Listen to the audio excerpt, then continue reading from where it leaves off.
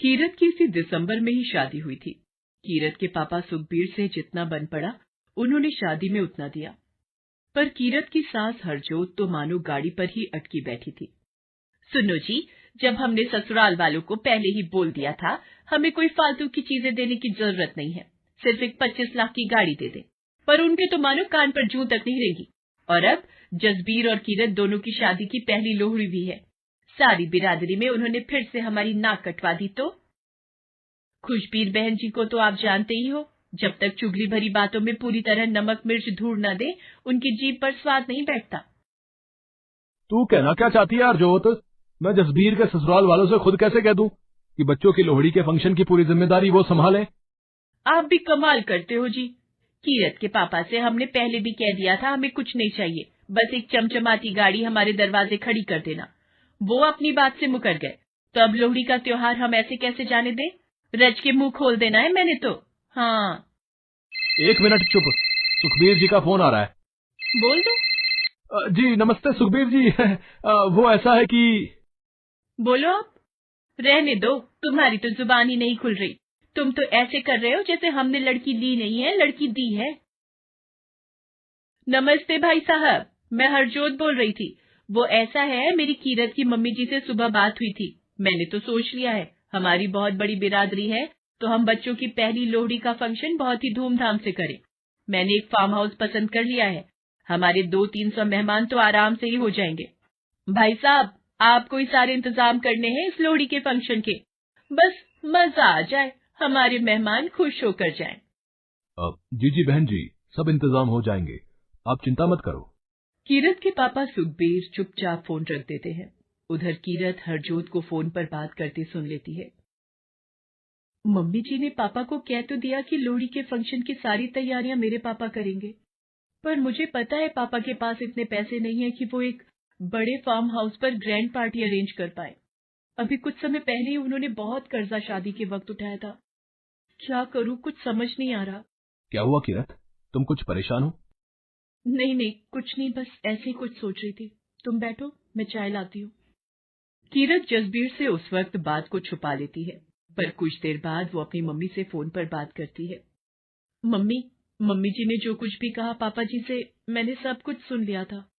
मुझे कुछ समझ नहीं आ रहा, पापा इतना सब कुछ कैसे करेंगे?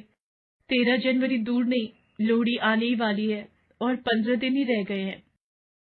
तू चिंता मत कर कीरत, तेरे पापा गए हैं, कुछ इंतजाम तो हो ही जाएगा। अच्छा मम्मी, मैं फोन रखती हूँ, मम्मी जी बुला रही हैं। मम्मी जी, आपने मुझे बुलाया? हाँ, वो फार्म हाउस तो मैंने तुम्हारे पापा को बोल दिया है। बाकी जो सामान रिश्तेदारों को देने के लिए हमें बनवाना है वो भी तुम लिख लो और मम्मी को बता देना। वो अपने आप ही बाजार से पैकिंग वाली गिफ्ट ले लेंगी। मूंगफली, गुड़ की पट्टी, तिल, लड्डू, रेवड़ी, देसी घी की हो, और गजक ले लेना गुड़ चीनी और मावे वाली जिसमें ड्राई फ्रूट लगा हो, और फुल्ले। हाँ, ये एक एक गिफ्ट पैक जाते समय सभी रिश्तेदारों को बांटने के लिए बनवा लेंगे। बाकी लिफाफे जिसमें 2100 का सगन डालकर गिफ्ट पैक के साथ में रख देंगी। वैसे 300 गिफ्ट पैक, चलो 350 कर ही लेंगे। कोई भी रिश्तेदार बिना गिफ्ट पैक के और लिफाफे के जाए तो घर जाकर बातें ही बनाते हैं। मम्मी जी, और कुछ लिखना है? नहीं, और कुछ तो नहीं, बाकी कुछ याद आएगा तो बोल दूंगी। तभी कीरत की ननद मनदीप अपने पति और बच्चों के साथ आ जाती है। कैसे हो मम्मी? मैं ठीक हूँ पुत्र, पर तू अचानक? दीदी पानी। जीजा जी ये पानी लीजिए। ये लो बच्चों, पानी पी लो, आओ मेरे पास। कीरत पर जाए जी, मेरे बच्चों के चेहरे से जैसे खुशी छिन गई है। मम्मी जी मेरे साथ धोखा हो गया, बहुत बड़ा धोखा। पर राजवीर बेटा हुआ क्या? मेरा मन बड़ा घबरा रहा है। मम्मी, राजवीर के बड़े भाई साहब ने हमसे धोखा किया, सारा हिसाब अपने हाथ में रखते थे। राजवीर और मुझे तो भैया भाभी दोनों दूर ही रखते थे, और राजवीर का प्रॉपर्टी में हिस्सा जो था वो भी धोखे से अपने नाम कर लिया। भैया मेरे साथ इतना बड़ा धोखा करेंगे मैंने कभी नहीं सोचा था।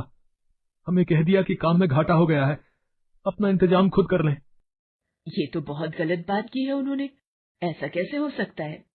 जसबीर और उसके पापा को आने दो, फिर हम बात करते हैं। मम्मी जी मुझे भैया से कोई बात नहीं करनी, उन्होंने मेरे साथ जो गलत करना था वो कर दिया, अब मुझे उनसे कोई फैसला नहीं करना। मैं अपने बच्चों को लेकर कहीं भी रहकर 2 वक्त की रोटी कमाकर खिला दूंगा।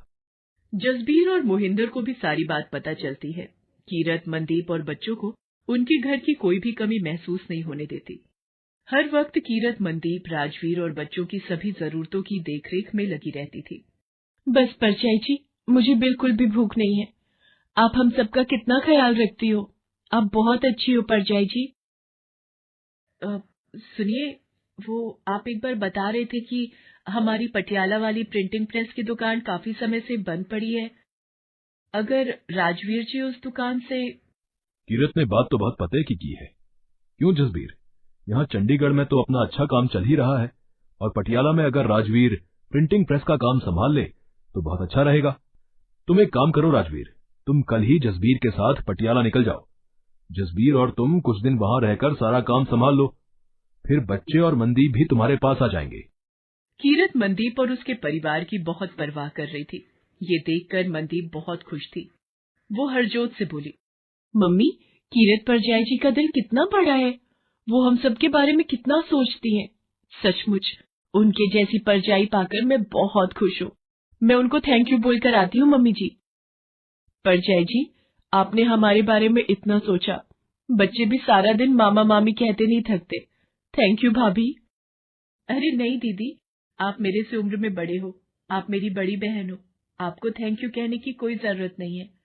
आप मेरे अपने हो। मैं जरा अभी आई दीदी, आप बैठो। मनदीप कीरत के कमरे में ही बैठी थी, तभी कीरत का फोन बज जाता है। मनदीप फोन को उठाकर हेलो करने ही लगती है, पर पीछे से कीरत की मम्मी बोल पड़ती है, कीरत, अब वो तेरे पापा ने लोहड़ी के फंक्शन के लिए जो फार्म हाउस बुक करना था, उसके लिए कर्जा मिल गया है। एक दुकानदार है जो ब्याज पर पैसे देने के लिए मान गया है। अब तुझे परेशान होने की जरूरत नहीं है पुत्र। और बाकी जो गिफ्ट तूने मुझे बोले थे, वो भी मैंने एक गजक रेवड़ी की दुकान वाला है उससे बोल दिया है। वो पैकिंग बनवा देगा। 300 से 400 पीस उसको मैंने जैसा तूने लिखवाया था बोल दिया है। फिर हम बाद में धीरे धीरे देते रहेंगे उसके पैसे। तुझे चिंता करने की कोई जरूरत नहीं है। ठीक है बेटा, मैं देख रही थी तू कुछ दिनों से बहुत परेशान थी, पर हमने सारे इंतजाम कर लिए हैं। अब तेरा लोहड़ी का बड़ा फंक्शन जैसे हरजोत जी चाहती है वैसे ही होगा। तू कुछ बोल नहीं रही पुत्र। Hello hello. लगता है कट गया। कोई नहीं, हो सकता है बिजी हो, अपने आप कर लेगी। कम से कम उसे तसल्ली तो हो गई। कीरत परजाई जी, आपकी मम्मी जी का फोन था, मैंने सब कुछ सुन लिया है। आओ मेरे साथ। मम्मी, मैं आपकी बेटी हूँ। मेरे साथ इतना बुरा हुआ, पर मुझे किसने संभाला? कीरत परजाई जी ने। मुझे यहाँ आए 10 दिन हो गए हैं, और इन्होंने बच्चों को बिल्कुल मम्मी के जैसा प्यार दिया है। अभी इन्हें हमारे घर में आए 1 महीना हुआ है, और इस 1 महीने में इन्होंने हम सबको अपना बना लिया। कीरत परजाई तो अपना परिवार छोड़कर आई थी ना मम्मी, फिर आपने उन्हें बेटी की तरह प्यार क्यों नहीं किया? आपने क्यों एक सास की तरह एक बहू से बिना सोचे समझे इतना कुछ मांग लिया? आपको पता भी है, लोहड़ी के फंक्शन के लिए कीरत परजाई जी के पापा इधर उधर से कर्जा ले रहे हैं, ताकि उनकी बेटी ससुराल में खुश रहे, उसे कोई तकलीफ ना हो। अगर लोहड़ी के फंक्शन के लिए आप पैसे दोगे, तो भी तो इज्जत आपकी ही बढ़ेगी ना मम्मी। और त्योहार अपनी खुशी के लिए होते हैं, जितनी आपकी हैसियत है उतना खर्च करो, यही समझदारी है। कीरत, जरा अपने पापा को फोन मिला, मुझे उनसे बात करनी है। नमस्ते भाई साहब, वो फार्म हाउस जसबीर के पापा बता रहे थे बड़ी दूर पड़ जाएगा। ठंड में लोग ना पहुंचे तो फंक्शन का क्या मजा, इसलिए हमने घर पर ही सारा अरेंजमेंट करके गिद्दे शिद्दे पौंडे ने, तुसी सारे भी टाइम नाल पहुंच जाना। गिफ्ट पैक जसबीर के पापा बता रहे थे, उनके फ्रेंड के बेटे ने गजक रेवड़ी की नई दुकान खोली है, वो अच्छे और बढ़िया बना देगा। बाकी सगन के लिफाफे बड़ी बहन जी कह रहे थे, बस कीरत और जसबीर का जरूरी है, और सबके नहीं देने होते। जी ठीक है बहन जी, हम टाइम पर पहुंच जाएंगे। फोन रखकर हरजोत कीरत और मनदीप दोनों को गले लगा लेती है। सब मिलकर धूमधाम से कीरत और जसबीर की शादी की पहली लोहड़ी के त्योहार को खूब धूमधाम से मनाते हैं और खुशियों का स्वागत करते हैं।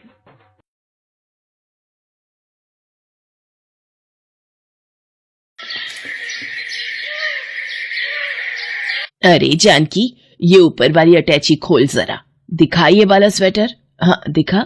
कितने गरम कपड़े तो पड़े हुए हैं। इस कोमल महारानी को भी नया स्वेटर खरीदना है। अभी 4-5 स्वेटर निकाल दूंगी।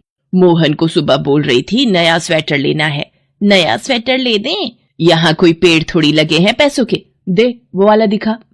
अम्मा जी, ये स्वेटर तो चूहे पूरा काट गए, जगह जगह से छेद हो रहे हैं। फेंक दूं क्या, या पोछा लगाने में इस्तेमाल हो जाएगा? तेरा दिमाग खराब तो नहीं हो गया? ये स्वेटर अभी 2 साल और चलेगा। बड़ी आई फेंकने वाली। ला इधर दे और दिखा। अम्मा जी ये देखो, ये तो किसी बच्चे का कार्डिगन दिखाई पड़ता है। बहुत छोटा है ये तो। बच्ची का नहीं है, ये मेरे ब्याह का कार्डिगन है। तब मैं बिल्कुल पतली पतंग जैसी थी। ये वाला ठीक है। ये तो कोमल बहू को आराम से आ जाएगा, उसे ही दे देती हूँ। कोमल जरा इधर आ। क्या हुआ अम्मा जी, आपने मुझे बुलाया? इतनी देर से तुझे आवाजें लगा रही थी, तू थी कहाँ? अच्छा सुन, ये ले, तू मुझे स्वेटर कह रही थी ना, ये मेरी शादी का स्वेटर है, तू पहन ले, तेरे काम आ जाएगा। पर अम्मा जी ये तो बहुत छोटा है, मुझे पूरा भी नहीं आ रहा। अगर आप कहें तो मैं एक नया स्वेटर खरीद लूं। मेरे पास जो 2 स्वेटर थे वो बहुत पुराने हो गए हैं। पुराने हो गए हैं? 2 साल तेरे ब्याह को हुए हैं। 2 साल में 2 स्वेटर खरीद कर दे चुकी हूँ, एक तेरी शादी में और एक पिछले साल।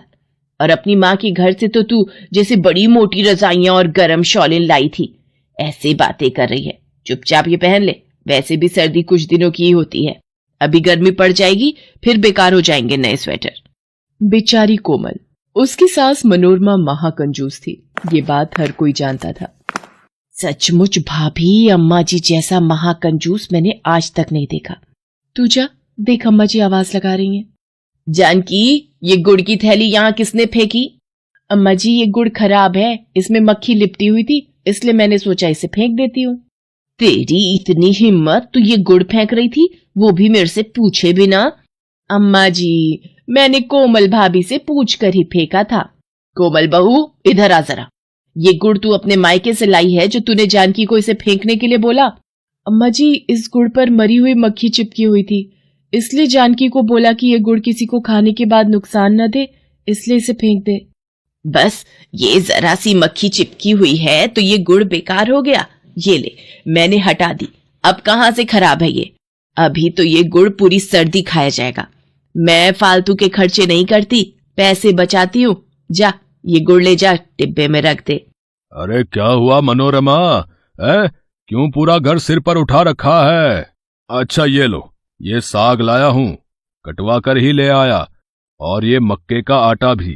रात में ऐसे मक्के की रोटी और सरसों का साग बनाओ कि मजा आ जाए। देसी घी का तड़का लगा लेना। कोमल बहू ये क्या कर रही हो? अम्मा जी साग में देसी घी का तड़का लगा रही हूँ। बाबूजी कह रहे थे ना कि साग में देसी घी डाल देना। अच्छा, देसी घी के तो मानो तेरे माँ बाप ने डिब्बे भरकर भेजे हैं, तभी तू कढ़ाई में कड़छी भर भर के डाल रही है। ये ले, 1 चम्मच खुशबू के लिए ऊपर से डाल देना। रिफाइंड तेल का तड़का लगा, वो भी 2 चम्मच बहुत है। अम्मा इतनी कंजूसी क्यों करती हो? बाबूजी को देसी घी का मन है तो डाल दो। अच्छा मैं सोच रहा था मेरे बाथरूम का गीजर खराब हो गया, क्यों ना नया गीजर लगा लूं। अरे कोई सस्ता सा लगवा ले, वैसे भी ठंड इतनी कहाँ पड़ती है, हम लोग तो ताजे पानी से ही नहाते हैं। मेरी जानकारी में एक दुकान है जो सस्ते दामों पर गीजर दे देगा। ठीक है अम्मा, मैं तुम्हें पैसे दे दूंगा और बिजली वाले को भी बोल दूंगा गीजर लगा जाए। मोहन मनोरमा को नया गीजर खरीदने के लिए पैसे दे जाता है। अगली सुबह। ये क्या कर रही है कोमल बहू? अम्मा जी गैस पर पतीले में पानी गर्म कर रही हूँ, बहुत दिनों से सिर नहीं धोया, ठंडा पानी होता है तो इसलिए सोचा थोड़ा गर्म पानी करके सिर धो लेती हूँ। जरा सा सिर धोने के लिए तू पूरा सिलेंडर खत्म कर देगी? मैं भी तो ठंडे पानी से धोती हूँ, मैंने तो आज तक गर्म पानी से सिर नहीं धोया। जाकर चुपचाप ठंडे पानी से धो ले, कोई जरूरत नहीं है इतनी गैस फूकने की। अपनी माँ के घर तो टोटी के पानी से भी नहा लेती होगी, यहाँ इस मैडम को गर्म पानी से सिर धोना है। एक तो कल जाकर मैं गीजर ले आऊं, ये तो सारी गैस फूंक देगी। कोमल ने ठंडे पानी से सिर धोया तो उसे ठंड लग गई, जिसकी वजह से बुखार हो गया, इसलिए वो डॉक्टर से दवाई लेने चली गई। कोमल कहाँ से आ रही हो? अम्मा जी थोड़ा बुखार था, इसलिए दवाई लेने गई थी। जरा से बुखार के लिए तू डॉक्टर से दवाई लेने चली गई। 1 कप काढ़ा बनाकर पीती तो मिनटों में सही हो जाती। पता नहीं आजकल तुम लोगों ने नाजुक शरीर बना लिए हैं, फालतू के पैसे डॉक्टर को देती फिरती हो। अम्मा, मैंने तुम्हें बोला था ना गीजर लगवाने के लिए। मुझे तुम खरीद कर लाने नहीं देती और ना ही खुद जा रही हो। अगर गीजर लगा होता तो कम से कम ठंडे पानी से नहाकर कोमल की तबीयत तो न खराब होती। ठीक है, मैं आज ही नया गीजर खरीद लाऊंगी और बिजली वाले को बुलाकर लगवा दूंगी। तू तो ऐसे कह रहा है जैसे सारी गलती मेरी है। मैं तो बचत करने की सोचती हूँ, तुम लोग उल्टा मतलब ले लेते हो। मनोरमा गीजर खरीदने के लिए बाजार चली जाती है। भैया, कोई सस्ता सा गीजर दिखाना, ज्यादा पैसों वाला नहीं, कम बजट का मिल जाए। मैडम, अगर आपको कम बजट का ही गीजर चाहिए ना तो एक काम करो, आप सेकंड हैंड गीजर ले लो, वो आपके लिए सही रहेगा। हमारे पास कुछ माल आते हैं ऐसे जो डिफेक्टेड होते हैं, वो हम सस्ते दामों पर दे देते हैं। वैसे उसमें कोई दिक्कत नहीं होती है, बस कंपनी रिजेक्ट कर देती है, इसलिए हम उसे सस्ता निकाल देते हैं। हाँ तो कोई बात नहीं, हमें भी तो सर्दी में ही जरूरत पड़ती है, सेकंड हैंड ही दे दो, मेरे बजट में रहेगा। ये गीजर तो बहुत बढ़िया रहा, बड़े सस्ते दामों पर मिल गया। अब ये पैसे चुपचाप रख लेती हूँ, किसी को बताऊंगी नहीं कि मैंने ये सेकंड हैंड गीजर खरीदा है। बिजली वाले को बोलती जाती हूँ, लगा जाएगा। अम्मा जी, गीजर लगा दिया है। ये ले 20 रुपए। अम्मा जी, गीजर की फिटिंग के बस 20 रुपए है? मेरे 250 रुपए बनते हैं अम्मा जी। 250 रुपए किस बात के? जरा सा गीजर ही तो लगाया है, 20 रुपए पकड़ और जा। कितनी कंजूस है ये, है? क्या बहस करूं इससे, मानने वाली तो है नहीं। पता नहीं कहां फंस गया मैं भी। आज के बाद बिजली का कोई काम नहीं करने आऊंगा इसके घर में। बिजली वाला गीजर लगाकर चला जाता है। अम्मा, ये तो तुम बहुत सस्ता गीजर ले आई हो, ठीक तो है ना? पूछ लिया था दुकानदार से? हाँ हाँ, मैंने पूछ लिया था, बहुत बढ़िया कंपनी का मिल गया। अगले दिन जब कोमल नहाने जाने लगती है, अम्मा जी मैं नहा कर आती हूँ। थोड़ी देर ही गीजर चलाना, कहीं ऐसा ना हो सारी बिजली ये गीजर ही खा जाए। अपने मायके में तो तूने गीजर का नाम तक नहीं सुना होगा, और हमारे घर में तेरे लिए नए नए गीजर लगवाए जा रहे हैं। कोमल नहाने चली जाती है। कुछ समय बाद, ये नहा रही है या अंदर बाथरूम में सो गई है? इतनी देर से कोई आवाज भी नहीं आ रही। अरे क्या मन ही मन बातें बुन रही हो? पिछले आधे घंटे से कोमल बहू गीजर चलाकर नहा रही है, कितनी बिजली फूंक दी होगी। क्या कोमल अभी तक नहा कर नहीं आई? कोमल, क्या हुआ? अरे ये तो कुछ बोल ही नहीं रही। कोमल, कोमल! बाबूजी, कोमल की आवाज नहीं आ रही, लगता है कोई गड़बड़ है, मुझे दरवाजा तोड़ना होगा। किसी तरह मोहन बाथरूम के दरवाजे की कुंडी तोड़ देता है और अंदर जाता है। कोमल बाथरूम में बेहोश गिरी हुई होती है। कोमल, अरे ये बेहोश कैसे हुई? हे भगवान, इसे क्या हो गया? मोहन कोमल को लेकर हॉस्पिटल जाता है। डॉक्टर कोमल को आईसीयू में भर्ती करते हैं। कुछ देर बाद, देखिए टेस्ट रिपोर्ट सारी ठीक है। मुझे लग रहा है कि ये चक्कर आना और बेहोश होना बाथरूम में गीजर की वजह से हो सकता है। मैंने गीजर जैसे ही चलाया, उसमें से धुआं निकला और मैं बेहोश होती चली गई। उसके बाद मुझे कुछ याद नहीं था। कोमल को छुट्टी मिल जाती है। मोहन घर आकर अपनी माँ मनोरमा पर बहुत गुस्सा होता है। अम्मा, तुमने सेकंड हैंड गीजर खरीदा, मैंने तुम्हें नए गीजर के पैसे दिए थे, फिर क्यों? मनोरमा, आज तुम्हारी वजह से बहू को कुछ हो जाता तो? कितनी बार कहा है, कंजूसी हद तक ठीक रहती है, पर तुम कहां मानने वाली हो। मुझसे भूल हो गई, दुकानदार ने बोला गीजर अच्छा है, ले जाओ। और अम्मा, तुम सस्ते के चक्कर में उठा लाई। गलती तो हुई है मेरे से, मैं दुकानदार की बातों में आ गई, उसने मुझे खराब गीजर दे दिया। कोमल बहू, आज सचमुच मेरी कंजूसी की वजह से तुम्हारी जान पर बनाई। कोई बात नहीं अम्मा जी, गलती तो दुकानदार की है, उसने आपको खराब गीजर दिया, आप यूं माफी मत मांगिए। मोहन बेटा, ये ले पैसे और इस घटिया गीजर को उतार कर आज ही बढ़िया कंपनी का एक गीजर मेरी बहू के बाथरूम में फिट करवा दे। ये हुई ना समझदारी की बात।